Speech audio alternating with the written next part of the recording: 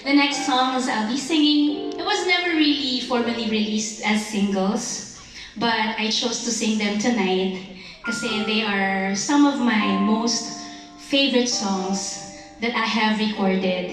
Na feeling ko kung i-release siya sa panahon to, feeling ko okay ka din.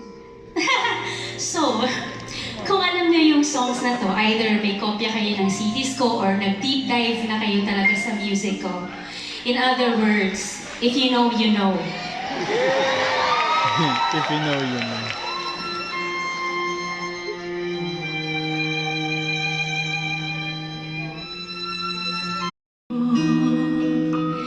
Sino mang kaakbay mo, di kita ipupukol. Minahal mo ko, may pangako kailanman.